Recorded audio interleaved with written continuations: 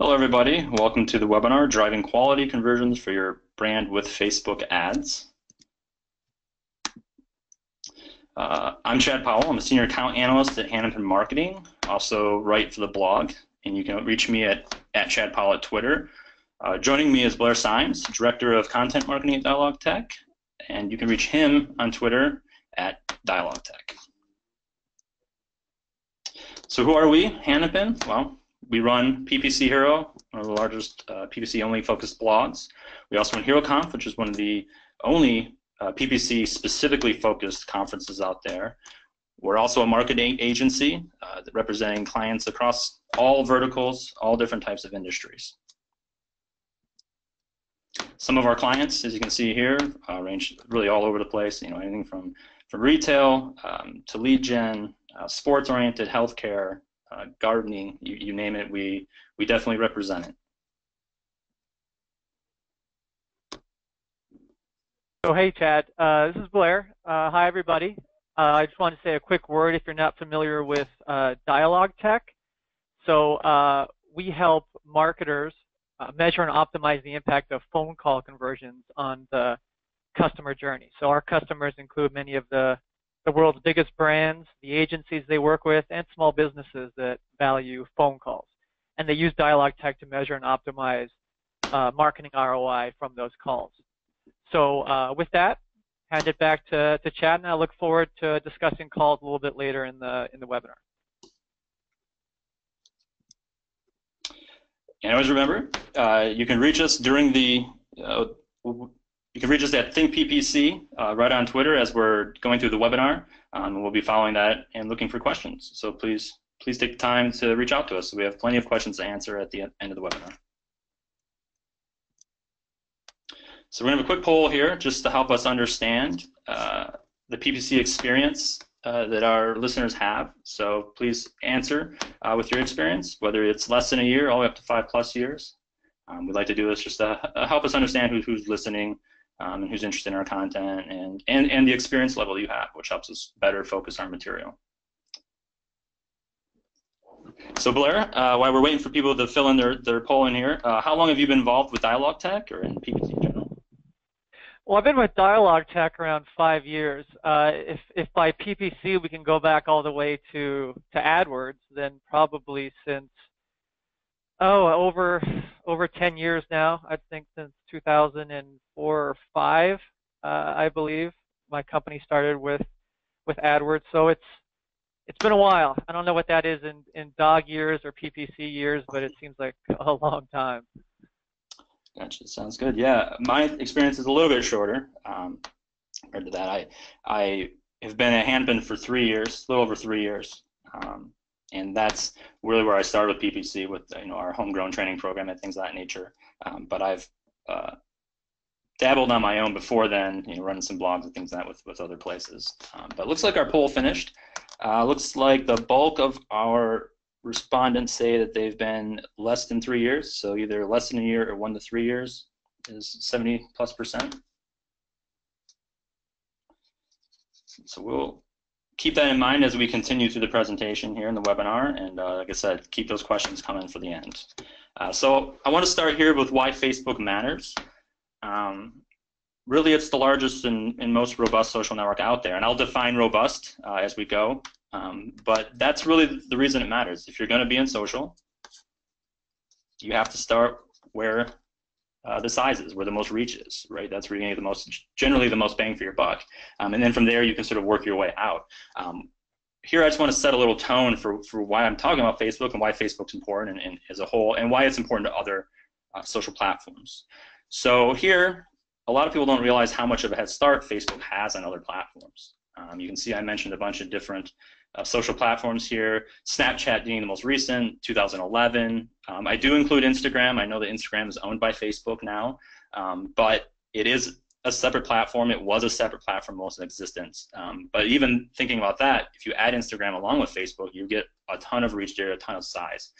But really, Facebook's is the oldest one, if you don't count LinkedIn, and I'm sure I'll get a question about why LinkedIn's not on here, but I tried to focus more on general purpose social networks, and LinkedIn's a bit more specialized, but they did come along in 2002. But for the purposes here, I really tried to include more general purpose entertainment, etc. type social networks. So Facebook, why? Everyone knows Facebook. We should be on it. They know it's a big social network. But again, I don't always think that people understand the sheer size of Facebook. Really, how many people are on it, and how much monthly active users, daily active users. I mean, if you ever want to understand that, go to their quarterly earnings and look at their users they're reporting. I pulled this from their quarterly earnings, but you can see that 93% of monthly users access Facebook on their mobile phone. Right? That's almost all of their users are at least at some point accessing Facebook on their mobile phone. So that makes Facebook for social really important because it's a giant platform, but it also makes it very important for mobile. And as we know, everything's moving toward mobile, more people are accessing things on mobile, and so we really want to go where people are having the best mobile experience. But not only that, 62% of Facebook's users only access it via mobile. So if you're on Facebook, because that's a social network you want to be on, and it's the largest one and all those other reasons, but you are like, oh, you know, we don't have a good mobile experience, so we're just going to focus on desktop and just target desktop. You're missing a huge amount of people on Facebook. In fact, I would argue that it may not even be worth it unless you're a special case scenario to be on Facebook if you're not targeting mobile. It's just that size of that and how many other people only use mobile is just, it gets lost on a lot of people, and so I just wanted to illustrate that here. The other thing is, I get a lot of questions about why Facebook over Twitter. Twitter's usually Facebook's most compared competitor. It's usually the one that comes up in conversations with clients, with people in general about marketing on social networks. But if you look here, it's not even close if you look at size, right? 1.8 billion versus 319 million. Again, this comes from their quarterly earning reports at the end of 2016. And look at the growth, 18% versus 4%. If you're trying to get the most bang for your buck in general, you should probably start with Facebook. It's just the biggest one. And because of its age, it's got a lot of a head start. So its ad formats, as we're going to go through later in this webinar, it's got a lot of different ad formats. It's got a lot of advertising tools. It's constantly tweaking and introducing new tools. Its interface, I really do think almost every week that I log in, there's something that's been changed on Facebook. Like they've changed the Power Editor, they've changed Ads Manager, they changed how you manage things. You have more metrics. There's things that they're introducing at a very rapid rate, especially in the last 3 to 4 years, that isn't matched by other social networks that are much younger. So, given the size, given I think that Facebook is the place you should start, what does it mean to build a Facebook ad experience? When we're trying to understand the best ways to use Facebook, what are the ways, what are the tips and the things that we should think about? Well, as I say here, think mobile first always. When you're designing the ad experience for Facebook, always think mobile, mobile, mobile, mobile. When you're optimizing and creating your ads and you're deciding on things like text length and all those other things, always think about mobile first. That ad on mobile will show fine on desktop, but it won't look, it'll look proper on a mobile versus looking like half of it's cut off because it was, you know, there's too much text and things of that nature. So I talk about here, get to the point as fast as possible. One of the important things, and I see this a lot on Facebook, and if you've seen all the ads and you're using Facebook, I'm sure you've come across plenty of ads as well, but some use a lot of text, and maybe they need to. Maybe their offers a little bit more in depth, maybe what they have to say requires a little bit more text, but always really think about how can you get to the point as fast as possible. If you see here, we're comparing a couple ads that were shown to me in the past, and one is much heavier on text. The one on the right there, the more text, you see that big block of text on the top, and you know, are you losing people? Are you losing readers? Are you losing viewers who are like, what's the offer? Okay, it's here. You know, they try to help by capitalizing certain things and stuff like that. But if you can get to the point of what you're offering and what your service is, or the message that you want to say in as little as possible, the ad can have that much more of an impact. It requires a lot less investment by the user, and they can see what you're offering as quickly as possible. Other parts to think about, and again, this is on a wholesome ad across all ads, is to really think about interaction. If we're using Facebook and we're doing it on a mobile phone, what does that present for us? What are the ways in which we can utilize that format to the best of our abilities, right? Mobile phones have less screen real estate. And when you look at these ads here, and we can see the one on the left is an image ad. That's a static image ad, very common. The one on the right is actually a video, but because it's just the shot, it doesn't look like a video, but that was actually a video. That's the part that stands out. It's the image. It's the video. It's the part that draws your eye. Utilize that. Don't waste your time with images that are generic, that don't do a good job of selling your brand, don't do a good job of showcasing and catching attention. I would say that on the left is Karma one, right? That blue background grabs my eyes right away. And their text is super minimal and their image really pops. And so I'm gonna look at that image. Okay, Karma Go, what is that? Interesting. And then I can see take Wi-Fi anywhere, all you can surf internet, $50 a month, whatever their offer is there, but it draws me in. And so again, bold colors, interesting videos and photos, and creative use of the brand, they all stand out and they make efficient use of space. Because remember, there's not as much screen real estate. Although phones are getting gigantic nowadays, they're still smaller than a laptop, they're still smaller than a desktop. And also think about physically. The mobile screen, it's not a passive viewing experience all the time. I mean, yes, we can watch videos and we watch plenty of that stuff on our phones, but it also has a touch interface. People interact with it. They click, they scroll, they swipe, they do whatever they do that adds to it. So test those interactive ad formats. This ad on the right here, this is from the Facebook's blog when they introduced Canvas. And so Canvas is an ad format that you can click into that opens a whole new experience still within Facebook that allows you to scroll and click and interact a little bit more with the brand before you get kicked out to a landing page, etc. But really focus on testing interactive ad formats that really utilize that touchscreen and utilize the phone, and put that mobile-first experience and those mobile users, give them the best experience you can.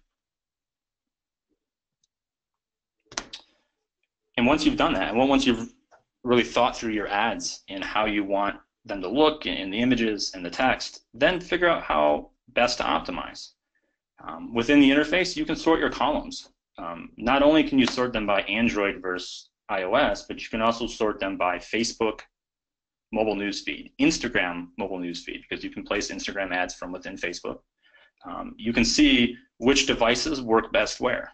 Maybe you find that iOS works really well on Instagram. Maybe you find that you're getting really good CPA on Android. And maybe that means you want to divert some more money there. Maybe iOS is more expensive, or vice versa, it could be Android. But you find that in the long term, iOS users end up converting, for whatever reason, they end up converting better and they stick around longer. So maybe it's worth that upfront cost. But make sure you go into the interface there and really sort and look at your data, segment it out, see how different mobile platforms perform for you, see how different placements and around Facebook properties performs for you. And once you do that, you can then consider strategies to optimize. Right? You can exclude certain devices. You can exclude certain placements. You can double down. You can segment out your ad groups or ad sets. I guess I always get confused. Google's ad groups, Facebook's ad sets, but you can segment those out by device or by placement if you want to be able to really fine-tune where you're spending your money toward the devices and the placements that do the best. But part of that always starts with understanding what actually works and is working for you and getting that deep dive into the data.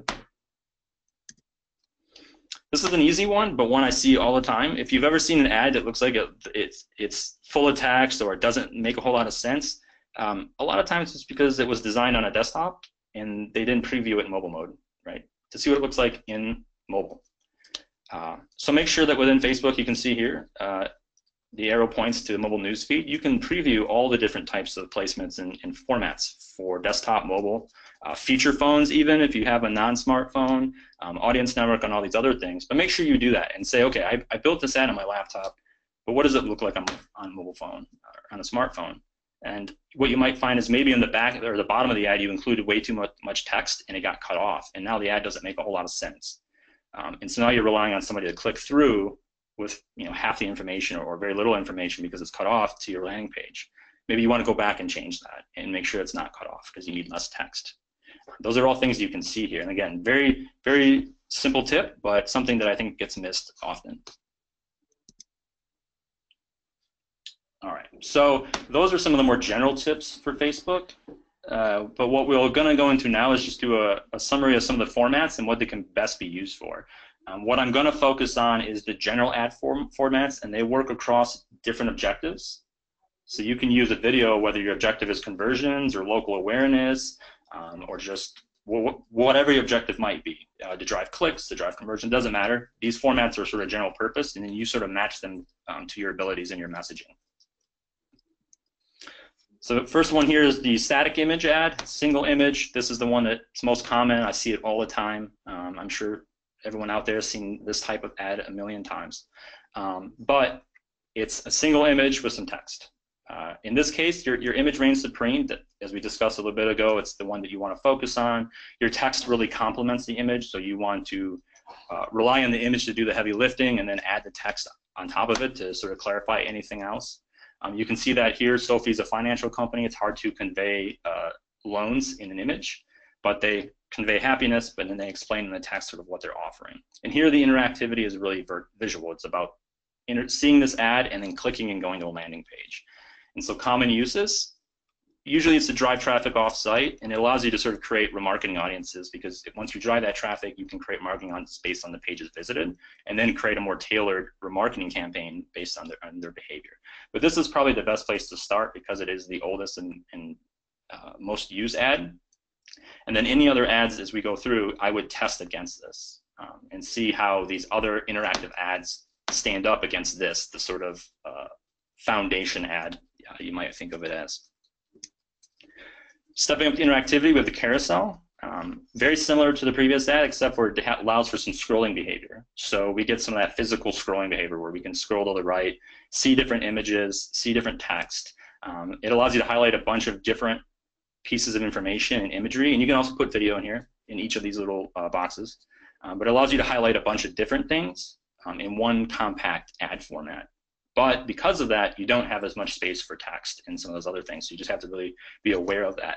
But it can be used in a lot of interesting ways. I've seen ones where they take a single image, cut it into 3 or 4 pieces, and then layer it across all these boxes, and the image actually flows. Almost creates this sort of journey or story, or whatever that guides click behavior. And people want to scroll and they want to see what the rest of it is. And as they scroll to the right, it tells a story. I've seen some really interesting brands do things with that. But common use is pretty much the same as the previous ad. It's really just about driving traffic to a site and hopefully getting conversions and things of that nature. Now, moving beyond sort of those static imagery ads, we have a video ad. And so here you get to tell your story in a way that sort of goes beyond that static image, because obviously it's a video, it's a moving image. Video offers some unique things like autoplay features. So everyone's probably seen this. As you scroll down, if you scroll across a video, it starts playing automatically to try to draw you in. So that's a unique feature to video. It's interactivity. Again, it's not a lot of clicking. It's mostly that visual. It's very visual. It's about visually seeing something unfold, that video. It's common uses. It also, all of these drive traffic off-site, but there is some unique uses to this type of format. And one of those is that you can create some really unique remarketing audiences. And this is relatively new from Facebook. I think it's been in the last few months. But you can create some unique remarketing audiences based on interaction with this video. So a user doesn't even have to leave Facebook for you to be able to remarket to them. As you can see in this box here with the arrow, we can remarket to people based on how much of your video they watch. So did they watch 3 seconds, 10 seconds? Did they watch 50%? Did they watch 75%? And so what you might want to do with this ad is create a video and see who interacts with it. Almost basically pre-screening people in Facebook. Before they even go to your site, before they do anything else, who's most interested in this ad? If they've watched 50% of it, I'm going to create a remarketing audience, and I'm going to remarket to them with a more detailed message, and one that maybe is a little bit more geared towards the service and stuff that I'm trying to provide. And it also provides a lot of interesting opportunities. You can test. Okay, I'm gonna test 50% watched versus 75% watched, and see if I get a different return. Do I get better CPA, better ROI, and things of that nature? So it opens some of these really interesting opportunities for engagement, and using engagement within Facebook, where a user doesn't have to leave, to really be able to focus in and still reach those people. In the same way, Canvas, which we showcased earlier about interactivity, but Canvas is similar to video in that you can also do a lot of the similar things. So I would say this is the first truly mobile ad format, because it incorporates imagery along with that sort of clickability and scrolling and As you can see here, the ad scrolls down. This was something that Facebook showcased for Carnival. But you can scroll down, and it's about looking at the vacations and all your stops and things of that nature. All really interesting. So a click opens a whole new interface. It's very visual and it's very physical. You can interact with it and things like that. And then once you're into that separate Canvas interface, then you can click off. If you click on something that's interesting, then you would go to a landing page. But this also offers some unique aspects. You can create remarketing audiences based on people who just opened the Canvas ad, and you can also remarket to people who clicked on any links. So you can test different remarketing audiences. But maybe somebody opened it and they scrolled through it, but they didn't end up clicking. That can still be valuable. And maybe you want to test remarketing to those people and see if they respond to other types of messaging, if they were at least interested enough to click on the ad in the first place and get into that Canvas interface. So I really think as a whole, it's very interesting to think about these ads, think about the level of interactivity, both visual and physical, and how we can complement them. And compare them to that static ad. That's sort of what I would call like the grandpa of ads. It's been around forever. Let's see how these other ads stack up against it. And that's what I think is really, really important when we talk about the ad formats and the interface. So I'm going to go ahead and pass it over to Blair, who's going to continue talking about Facebook and call tracking. So thanks, Chad. I'm going to ask Chad to stick around and be my co-pilot to advance the slides for me. But I want to challenge the audience to think omni-channel. So Chad gave a lot of great ideas and ways to drive conversions, but what I'm going to talk to you specifically is about driving phone call conversions. And if you're not currently thinking phone call conversion from your Facebook and really your digital advertising, I'm going to start off with showing you a couple reasons why you should. So Chad, if I go to the next screen for me, here are some statistics about the amount of phone call conversions being generated from Facebook and social media ads. So, I mean, for some of you, if you're not thinking calls, this may be a bit of an eye-opener. So on the left, you can see, 3 years ago, almost 6 billion calls to U.S. businesses were generated from Facebook and social ads. And you can see how that number grew. Last year, we're talking almost, a little over 12 billion calls in the U.S. to U.S. businesses. And 2 years from now, the number is projected to be 36.4 billion phone calls from Facebook and social media ads. That's a 500% growth over that 5-year stretch. So it really is an amazing amount of phone call conversions that are being generated from Facebook ads. And the reason why, at least one of them, is part of what Chad spoke to earlier, is how heavily mobile the Facebook advertising is today. He gave the stat that 93% of Facebook access is on smartphones, mobile devices, and 62% only ever access on mobile. So if you go to the next slide, you can sort of see the correlation here between smartphones and call conversions. It makes sense. I mean, I know we use our smartphones for all kinds of things, but they really are still phones. And people who are engaging with your Facebook ads, they want to engage with whatever's most in the way that's most convenient to them. And you can see the most convenient way for someone to engage with a business and convert is on a smartphone is by just clicking on the phone number or the click to call button and triggering an immediate conversation with that business. You can see how filling out a form is a little more clunky and cumbersome on a smartphone. Then you have to wait, and hopefully the business will get back to you within that day or within that week. Maybe as a consumer, you might fill out multiple forms with multiple competitors. So as a business, you really do want to generate these immediate conversations, these live calls. If you go to the next slide, you can see it's not just smartphones and mobile that's driving these call conversions from Facebook advertising, but many of the biggest advertisers on Facebook are industries where they really do value phone calls, and calls actually play a critical part in their customer journey. You can see on the left some of the biggest advertisers on Facebook, and the fact that for many of these, a phone call is an important path, an important conversion in a path to purchase. So for automotive, 25% of automotive shoppers first contact a dealer by calling. and automotive is a huge advertiser on Facebook. Insurance, 75% of insurance shoppers actually call an agent or contact center at some point during the purchasing process. I know people do buy insurance online, but many people want to call and have a conversation as well. And you can see from financial services, education, travel, retail, senior care, all of these, the common theme of many of these is that these are purchases that are often either complex or infrequent, as in the case of a car or insurance, or something where you really do want to talk to somebody. If it's a healthcare decision or a senior care decision for a loved one, these are all things where you're not going to drop grandma into a shopping cart. You're going to want to have a conversation, of course, with the caregiver. So these are some of the biggest industries in Facebook, advertising-wise, and they're all ones where calls are very important. So if you go to the next slide, this is actually great news for people who are doing advertising on Facebook, the fact that calls are so prevalent. Statistics show that a call converts to revenue or to a customer 10 to 15 times more across industries than web leads do. And it makes sense, as I said before, someone who's calling you is a live, immediate lead, someone that your business can engage with right away. Someone who fills out a form, maybe they fill out with multiple competitors, maybe they're price shopping, maybe you're not able to get them on the phone right away or at all.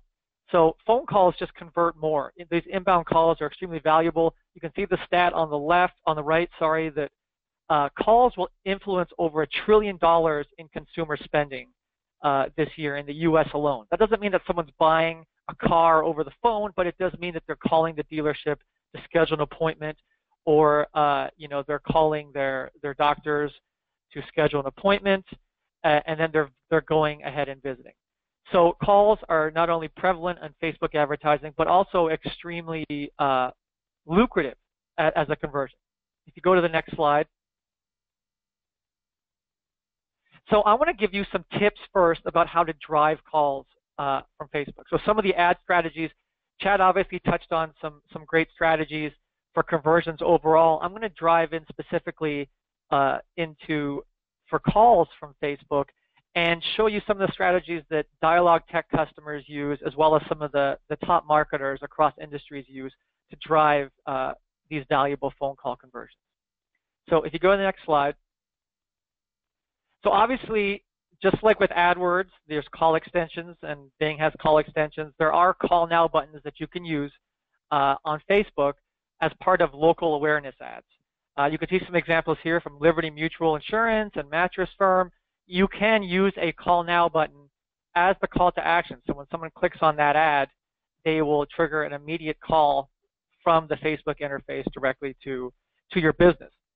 Now, if you're going to use this, if you're going to test the call now option, I would suggest that you make the language, provide some kind of incentive for someone to immediately make a phone call. Someone who's engaging, who's scrolling through their news feed, sees your ad, they might not be thinking about you at the time. They might not be thinking about calling, but if you offer some kind of incentive like both of these advertisers do, whether it's 30% off or free financing, free setup, a limited time offer in the case of Mattress Firm, try to get someone to generate an immediate action and an immediate call.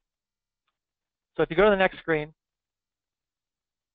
now you can see that while the call now button is something that businesses do test, by far the majority of phone calls that are being driven from Facebook ads that we see are being driven by somebody who engages with your ad and visits your landing page and your website and triggers a call from there. So I'm going to show you some examples of how businesses are doing that and some tips. But as you're thinking about driving visits to your landing page where a call would take place afterwards, the most popular buttons that we're seeing are ones book now, apply now, contact us, sign up, shop now, and get a quote. Now, obviously, call now is important, and we talked about that. But if you're looking about driving a visit to your mobile landing page or your website and then getting a call conversion, those are some of the buttons that we're seeing that are working well. If you go to the next slide. So I'm going to show you a bunch of examples of companies who are doing this, driving people to a landing page or to their website and triggering calls. So one way to do that, I touched on it a little earlier, is to offer incentives to get people to engage with your ad immediately and then convert by calling. So here are some examples. There are examples across all industries for this. I just wanted to dive in for this with the travel industry because it's so prevalent here.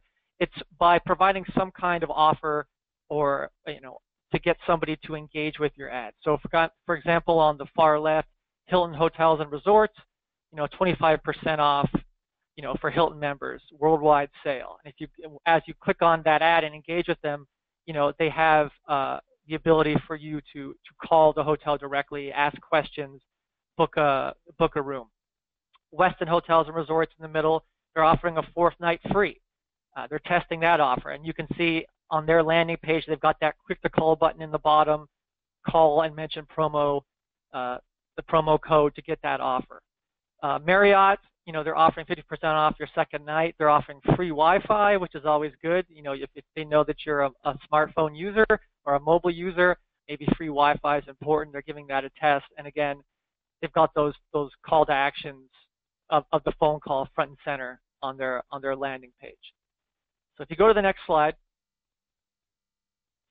I know one prominent tactic we're seeing for our customers, especially in the industries that value phone calls, is to use location targeting on Facebook. So Facebook's great about this. They let you do all kinds of wide range of location targeting.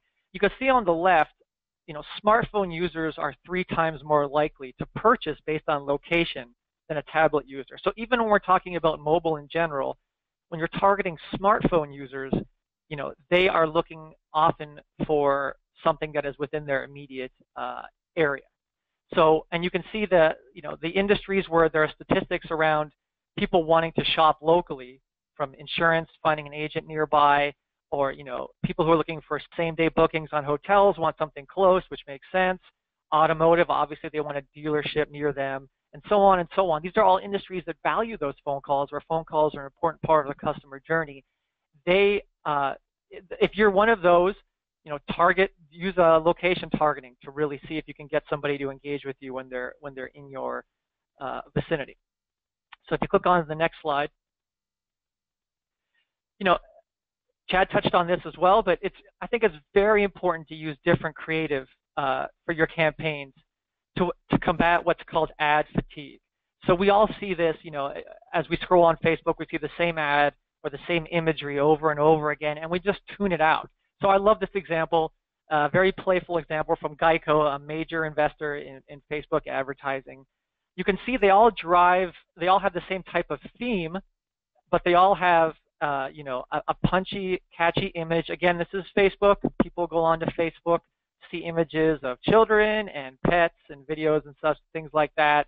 So why not take advantage of that with some playful imagery, cute imagery, with a cute slogan that ties into those specific images that drive people to a landing page with a prominent call to action to give Geico a call to switch. You go to the next one. So same industry, different tactics, but you can see again, trying different offers, different images to see what resonates. So if you test, you can see Allstate here. They're testing one offer on the left, 45% off, for their safe drivers. In the middle, you can see it's sort of the same thing. They're giving you a discount for safe driving, but this time they're going to give you a check. So do people respond more to savings up front? Do they respond more to getting a check in the mail? It's good to test these different offers to see what resonates and gets people to call. And you can see on their landing page, both ones they optimize with the very prominent. They got the get a quote on the left if you want to do it online, or connect with an agent, because in insurance, that's such an important way that people shop for insurance. They want to have a conversation with an agent, and then they can go and find the one closest to them on the far right and give them a call. In this case, for me, it's Greg. If you want to go to the next slide. So testing different offers is really the same offer, but different ways that they were positioning it. Here is sort of testing escalating offers, as I like to call it. So this is one that for Royal Caribbean for me, they tested a 60% off the second guest on the left. This time it was a video that they used to try to get my attention. And then on the right, they've got 60% off the second guest, but an extra $100 to spend at sea. So again, in this case for me, it's more of an escalating offer where it's 60% off my wife and I, but if I engage for this President's Day sale, which obviously is a limited time sale, they've got the limited time offer right there in the ad messaging. Engage right now and get $100 off or $100 sea credit with Royal Caribbean. If you go to the next slide.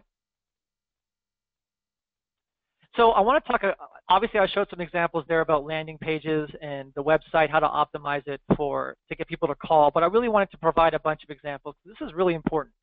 People who, again, like I said, people who engage with your Facebook ads, that engage with your brands online, they want to connect with you the way they want to connect. Some people might prefer to connect with you online via chat or filling out a web form, but many people also want to give you a call. So these are ways that you can provide that option.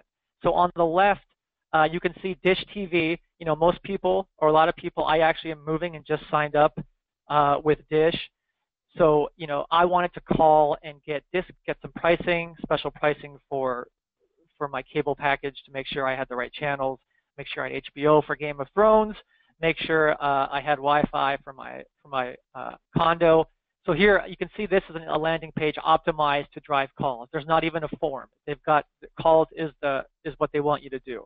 Now in the second one, Esurance, this is an actual form they have. However, just in case you don't want to fill the form out, you want to call an agent, they've got that call to action. Now a call to action of calling an agent takes up very little real estate on mobile or on your website as opposed to forms.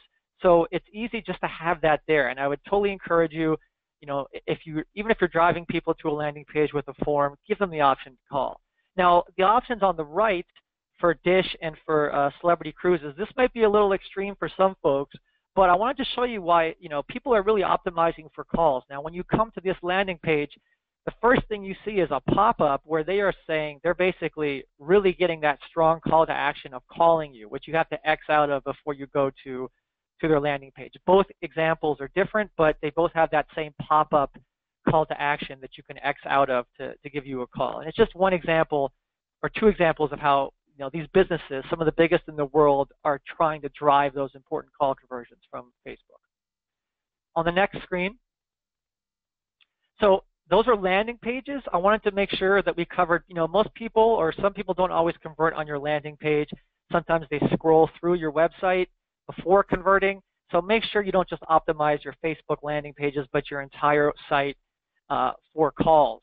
And here are some ways to do that. On the left, you can see they've got the 800 number at the top and at the bottom, which would take you to a call center. You can call 24/7. However, they also have, find a location pages with clickable numbers for, in this case, the rehab center nearest you. It makes sense. People do want to call the rehab centers to ask questions and schedule treatment. Make sure it's easy for them. In the middle, I like this one because it's Salesforce. You think, oh, maybe Salesforce, they don't value phone calls, but they very much do. Technology, most people will not buy technology without a phone call. While Facebook does, Salesforce does a ton of great content marketing on Facebook, or B2B does a ton of great content marketing or ABM marketing to get people just to register and become a lead. You can also optimize your site to drive calls. Now, Facebook has this, Salesforce has this permanent footer as you scroll and learn more about their service where you can call at any time. And on the right, Home Depot, this is their HVAC heating and cooling service. They're optimizing these pages as well to drive calls with a permanent header with a call button. So something to think about with your website. Take a look at it. Make sure you're giving people the option and making it easy for them to call. On the next screen. So just a real quick point. Sylvan's a customer of ours. I wanted to show you a test they did. It's great to test on your landing pages toll-free numbers versus local numbers. If you're driving calls to a local business, for example, I highly encourage you to use local phone numbers as opposed to toll-free. In Sylvan's case, when they did a test with us, they're able to use our data to show how the the local phone number drove 3 times more calls. And it makes sense if you're looking to shop locally. People see an 800 number, they think call center.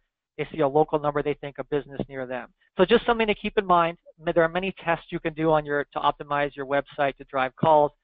The local versus toll-free one is an important one to try. Next, please. So before we go into some of the data, I wanted to show you one.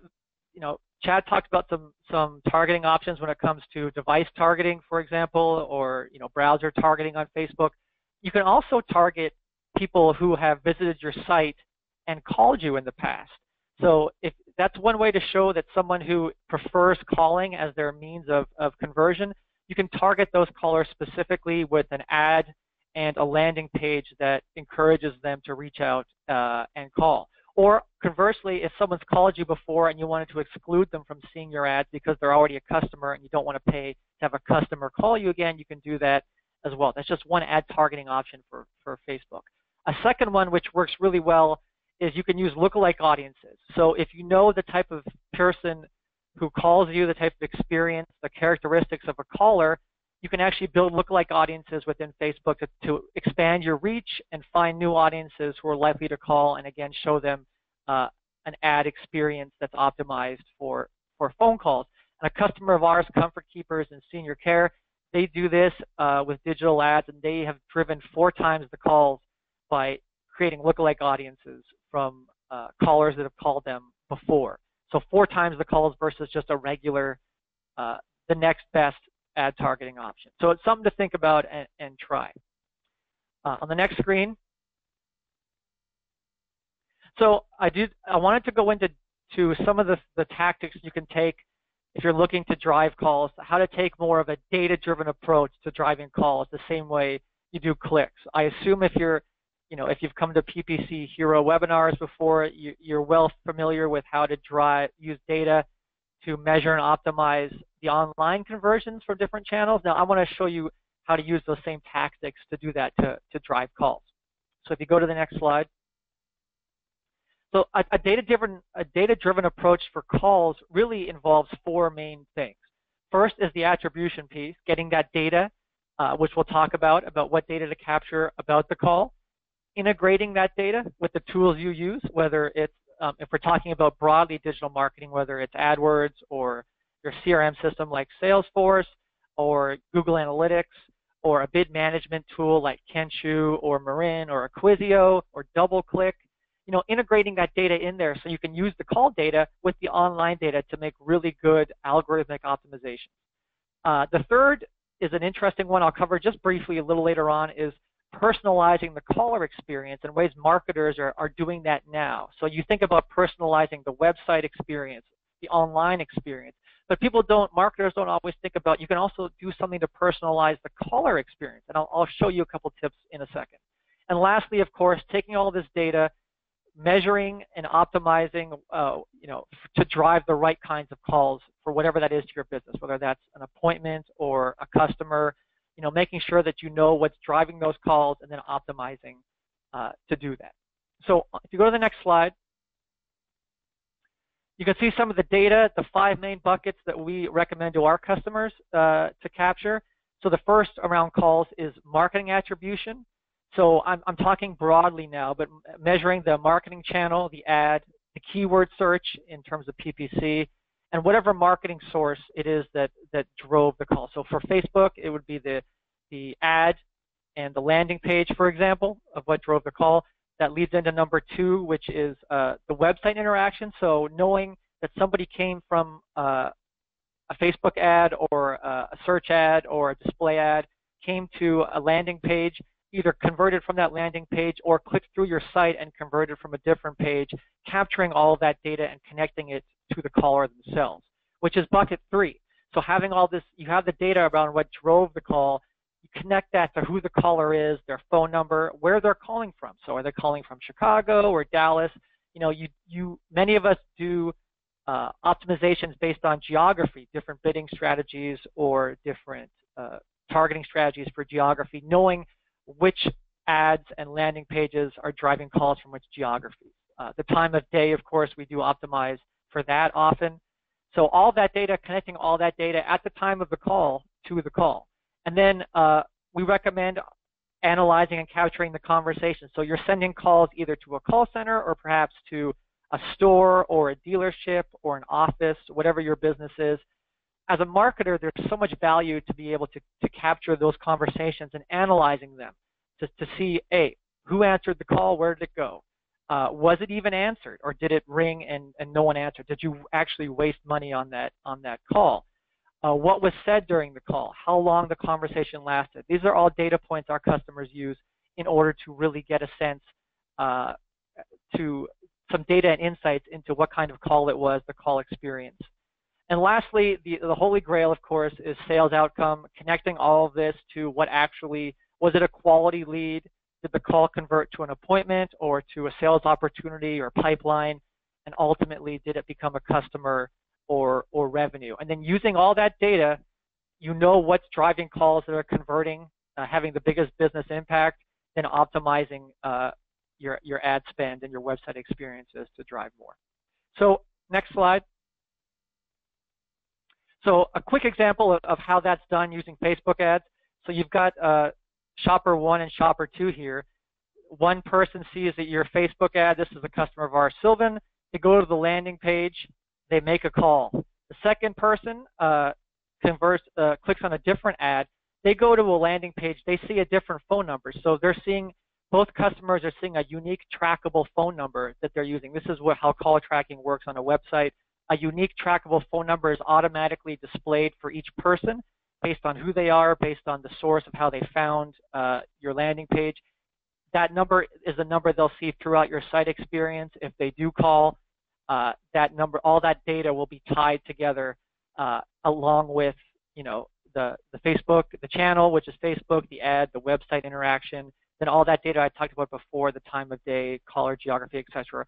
All that data is captured and connected to that call. If you go to the next slide. You can then integrate that data, as I said. Step 1 is attribution. Step 2 is integration. Whatever your marketing stack looks like, you can integrate that data with all those tools that you use in order to measure and optimize not just the online experience, but the over-the-phone experience as well, to get really powerful optimization, measuring and optimizing. So being able to prove the true ROI of Facebook and other digital advertising, as well as optimize by making smarter decisions, because you know both the online and the phone conversion. So if you go to the next slide. So a quick example, here's a lender of ours, a customer of ours called SnapCap. They obviously, if you're a lender to businesses, you're providing loans, a phone call is pretty much a vital part of the customer experience, the path to purchase. They're attributing calls from Facebook using Dialog Tech. They're passing that data into Google Analytics to measure online and over the phone, and they're also passing that data into their CRM system, which in this case is Salesforce, to really capture what's driving, what's actually converting, not just the call part, but converting to a customer and to a new mortgage, a new loan. And then you can see the results. By doing that, by doing data-driven optimizations, they've managed to drive 68% more calls without increasing their CPL. So the cost per lead stayed flat, but they're just getting better business results because they're measuring all of their conversion paths. If you go to the next slide. So lastly, the last tip I touched on is the personalization part. So being able to personalize the caller experience to convert more callers to customers. I know if you're new to calls, maybe you're just thinking, if someone just calls from an ad, I've done my job as a marketer. But there are actually strategies that's really successful businesses are using now in order to personalize the call experience. So getting someone to call you is a great first step, but it is only the first step. You can also provide the right call experience to convert them to a customer. So if you go to the next slide, here's a quote from Google that I like to show. A personalized and relevant phone call can help you earn customers, new customers, and keep existing ones. So if you think about personalization, maybe you're personalizing your emails, or with your targeting, you're personalizing some of your Facebook ads or your display ads. And then you're sending somebody to perhaps even a personalized experience on your landing pages or your website. And then someone who engages with this great personalized experience online calls you. it's really, you need to carry that over. If they have a poor experience when they get on the phone with you, they're not going to become a customer. And that's really, you've basically done all this work, spent the money to drive the lead. But if the call experience is as bad, you've wasted your money. So there are things marketers can do. And I'm going to show you just 2 quick tips that our customers do to personalize the call experience. So on the next slide, the first tip involves getting the caller to the right person right away. So all that data I talked about, you know how to, you're capturing all this data around the marketing attribution and who the caller is. You can actually route each caller differently based on that data. So you can route somebody based on the search keywords or the Facebook ad they called from. You can route them differently based on the landing page they called from, the time of day, or you can route somebody differently based on the agent skill set in your call center. So these are just there's a wide variety of ways. These are a few examples. If you look on the right, it depends on your business. I don't know if you're sending calls to a call center or to a local store or office or to a dealership in the case of automotive. But here are some of the examples of things you can do and our customers are doing to really personalize that call experience. So, you can route calls to an agent who has expertise about the product somebody's calling from. So you know what their keyword search is or their landing page they're calling from. If that gives you insight into what the person's calling about, send that call to an agent who's really skilled to address them. For stores, you can obviously route people to their closest location right away. So if they're calling from downtown Chicago, you can have them go right to the closest agent, the closest store nearest them. Dealerships, you can also route people to if you've got a bunch of sales agents on the phone and someone calls your dealership, you can literally ring every sales agent's desk and cell phone at the same time. So if someone's out on the lot, walking the lot, their call, it'll ring their desk and their cell phone at once. You don't want a call to go unanswered. So these are some of the tactics you can use to make sure that those calls that you're spending all that money on to drive are being answered. So if you go to the next slide, my last tip here, I mentioned SnapCap earlier. So one example, you have all this data that you're sending people, you're capturing around the time of the call, who the caller is, where they're calling from, the search keyword or ad they called from. You can actually pass this data to your agent at the time of the call. So before they actually pick up the phone, they'll know that somebody is calling from this ad or this keyword or this landing page. And then they'll be able to better have a more personalized, seamless conversation with them. Instead of having to go into asking all these questions about what they're interested in, you'll know what they're interested in. The agent can tailor their approach based on that and have a much better conversation. It's a much better call experience when you know what somebody's calling you about right away. So to go to the next slide, just a quick summation. Calls are extremely important and they are increasing. You should be optimizing your Facebook and digital ad channels to drive not just calls, but the right type of call. And since your ROI ultimately comes down to what happens on calls, marketers really should take ownership of the call experience the same way you're taking ownership of that online experience. So I hope that was valuable. With that, I'm going to hand it back to Chad, and we're going to have a couple offers, and then we'll have a Q&A. So I guess I'll go first since I'm the first one. If you're interested in a little bit more about testing out call tracking for Facebook or for any of your other digital advertising, and you want to see if it's a valuable data for you, give Dialogue Tech a call, and we will give you a special offer on that. And from Hennepin, we do custom account analysis for companies and brands that are spending more than $15K a month as total ad spend. So if you'd like to have an expert from us go ahead and look at your accounts and the structure and compare it to sort of best practices, we'd be happy to do that.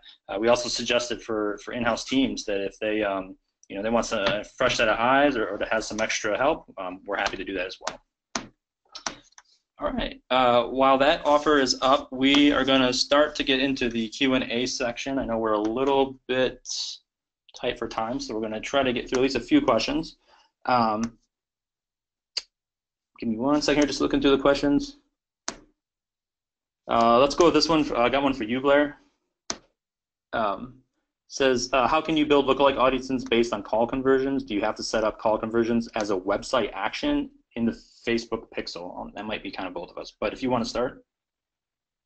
Yeah, so, well, you don't have to do it using Facebook because, I mean, so when you build a lookalike audience, you can build it based on not just callers from Facebook, but callers from any platform. So you can capture, we have integrations with some of the tools like Quantcast, for example, and other tools that you can use in order to take the data from Dialog Tech about callers in your website from all channels, and then you can use that data to make specific lookalike audiences within Facebook. I mean, you can also, if you have the numbers of people who have called or some of the data, that's the way you can upload that using the pixel to create,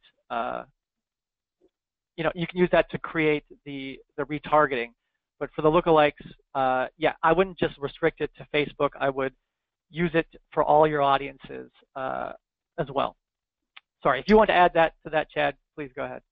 No, I think you answered it pretty accurately. You don't have to do it through the pixel. You can just track it through your site and then pass that information back through just an audience that you can upload into Facebook through whether it's a customer information, email list, things like that, and then build your audience off that audience using as the seed audience.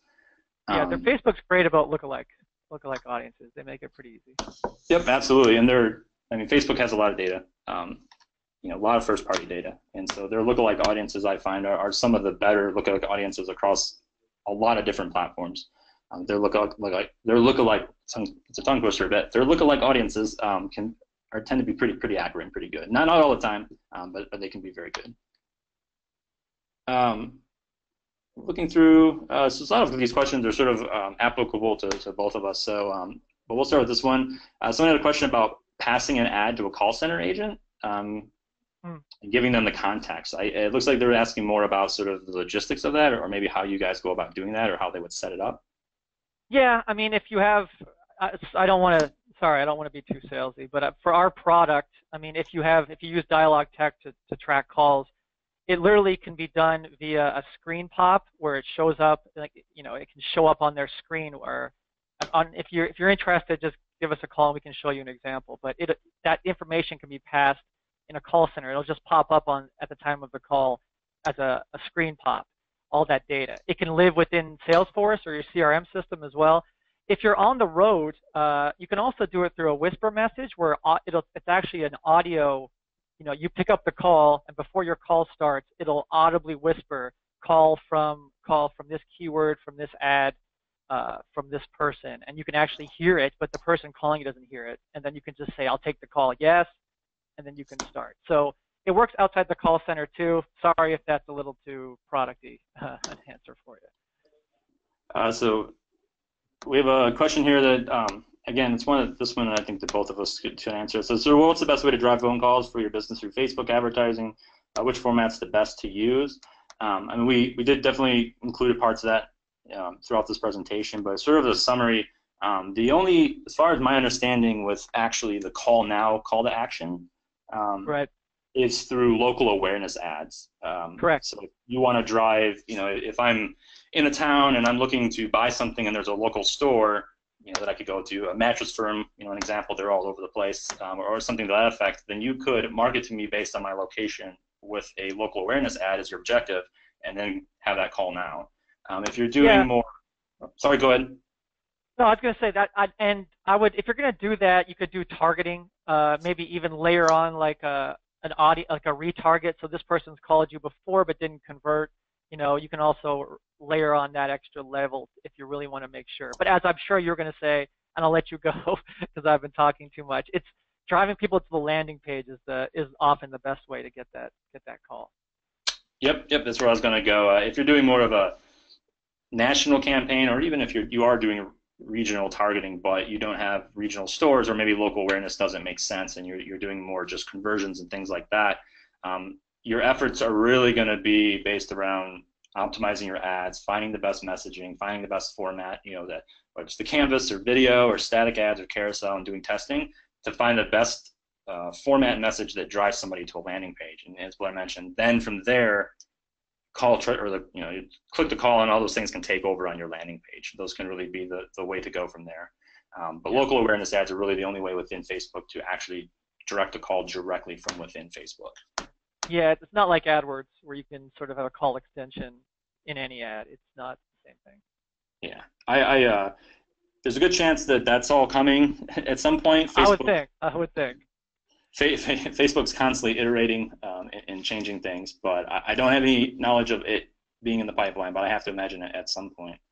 I also wanted to mention too, there's recently a new collection or new ad format that's coming out really soon. It just came out on the blog, on Facebook's blog, called Collections, that actually sort of combines how would I phrase this? Combines a carousel and a video, because there's a video on the top of the ad format along with product images, sort of in small blocks, almost like a carousel ad underneath it. And so it's sort of almost this hybrid ad that combines both video and carousel into sort of a single ad format. It's just rolling out. We're just starting to see it in accounts, so you may not have it yet, but it's definitely something to look for if you're an e-commerce business. Yep. As far as, let's see, trying to get one more question in here.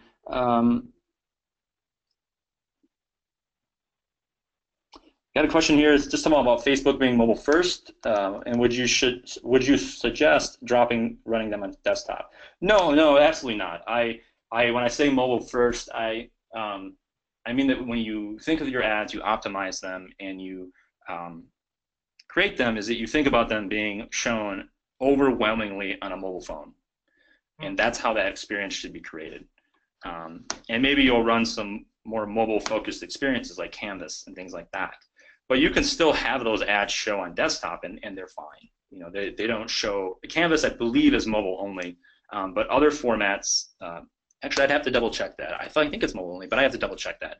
But most formats will show up on desktop, and it's fine to target desktop. It'll probably perform. But if you just only show desktop and you're like, I'm not getting any volume, there's a reason, because so many people use Facebook via their phone that you're basically excluding a huge chunk of the audience if you only focus on desktop.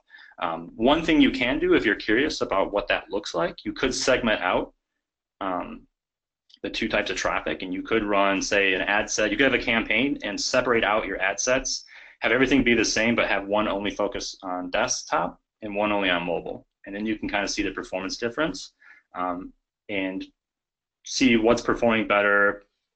Mobile's probably getting a lot more volume, but then you can kind of optimize your spend and things like that, depending on your own goals and what makes sense. And if there isn't a lot of volume on desktop, maybe you could decide not to run on it, or if it's too expensive. It's really up to that testing and paying attention.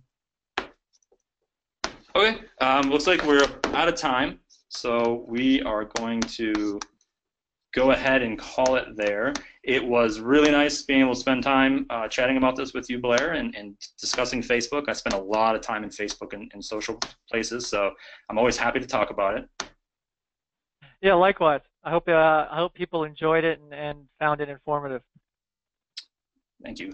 You can see our contact information here. If you want to reach out to us, again, there's the hashtag ThinkPPC. There's also contact emails here if you want to follow up with Hannapin or Dialogue Tech about potentially, questions about our own services, or if you want to reach out about questions, from this webinar, we can definitely reach out on Twitter and things like that and help you out.